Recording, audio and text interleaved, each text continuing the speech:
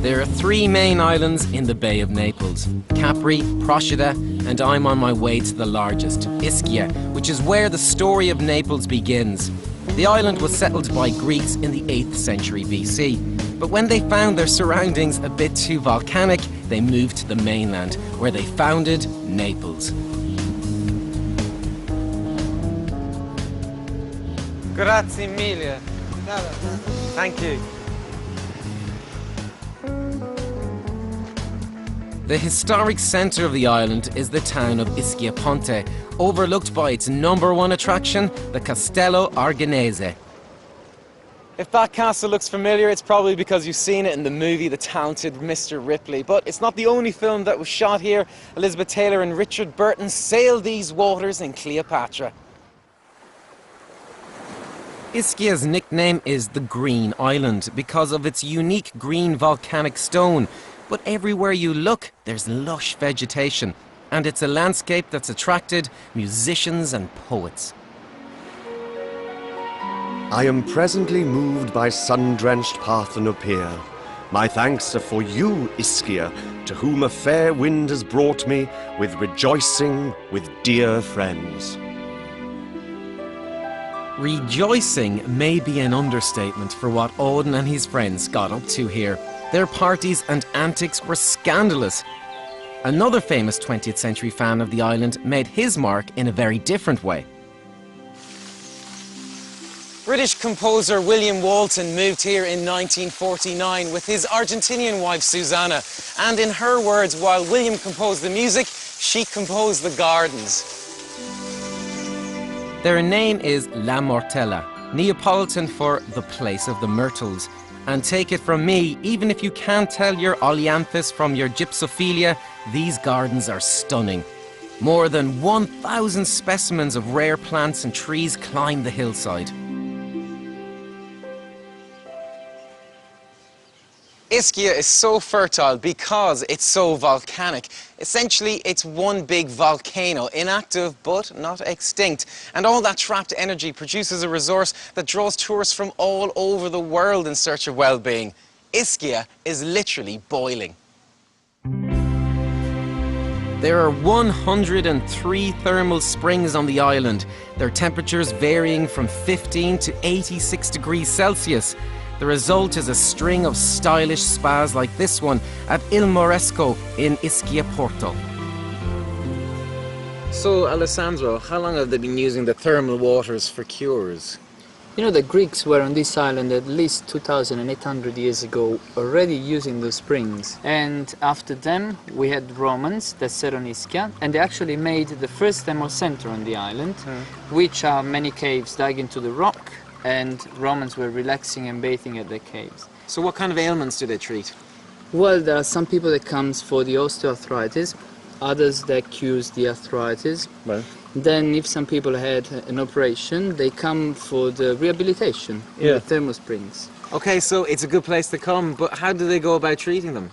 We're already being treated by laying in the water like this. I tell you, I feel healthy myself, I have to say. And then you can also have inhalations, which are good for the bronchitis, the throat. Exactly, and all the breathing system. And otherwise, you can also have mud baths, which is the greatest one, I think. You just lie there and luxuriate. Yes. But come on, do they really work? Of course it works. Definitely it works. Otherwise, why for 2,800 years people coming on this island using the springs? What nationalities come here? 50% of people coming on this island are Italians. Then the other 50% are Europeans, like British, most of all. Then some Germans, French. Any Irish? Am I the only one? There are some, actually. Well, when I go back, I'll tell them all. Okay, cool. I can only imagine that heaven on earth looks more or less like the Capo di Sorrento. Outside my window, an emerald sea spreads out. Olive, orange, and lemon trees climb up my front doorstep. Only now do I begin to regain some of my senses in the face of all this grace of God. Not much seems to have changed since Itzhak Babel visited Sorrento in the early 1930s. This is the Bay of Naples at its most pristine. Its colours seem to glow. The buildings look as if they were only painted yesterday. It's as far removed from grubby Naples as you can get.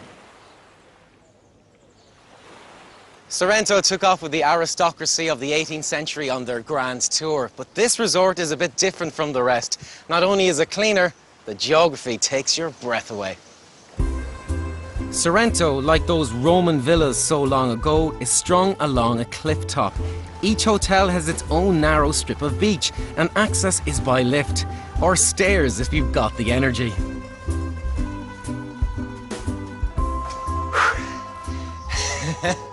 Keep breathing.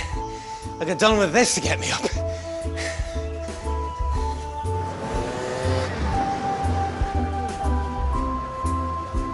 Byron, Keats, Goethe, Ibsen and Walter Scott. I'm walking in the footsteps of another list of literary giants.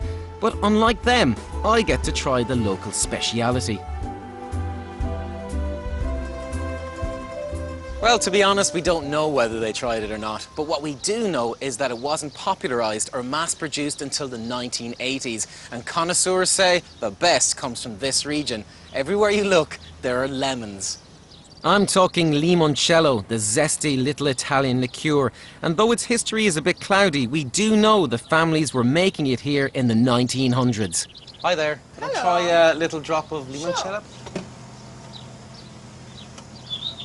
Oh, nice chilled glasses. Prego. Grazie.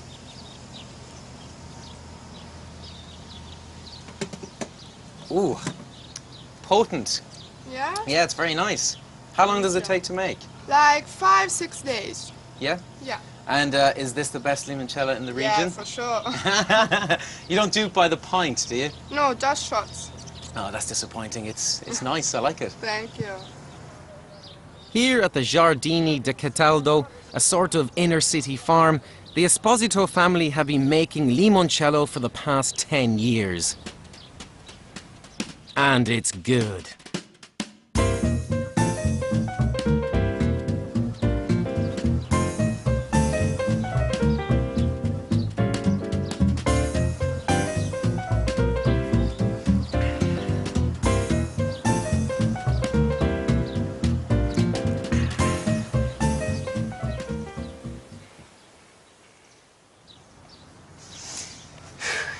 Now, stunning hardly seems to do justice to this part of the world. If there's one thing that's guaranteed to take your breath away, it's the Bay of Naples itself, crowned by Mount Vesuvius.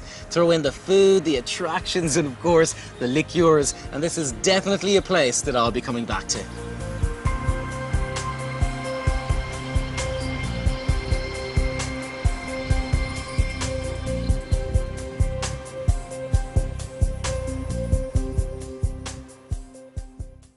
If you'd like to find out more about the Bay of Naples and its attractions, check out turismoregionecampania.it. And for more information about this series, the address is travelchannel.co.uk. For me, the highlight of the trip has been Naples. It's got a shabby chic quality, it's a bit anarchic, and the driving has to be seen to be believed. I wasn't that impressed by some of the hotels. Many of them appear to be stuck in the past. The availability of free internet or lack of it could easily frustrate the 21st century traveller. And finally, be prepared to pile on the pounds because the food is fantastic, especially the mozzarella, which I've learned doesn't travel easily and should be eaten on the day it's bought.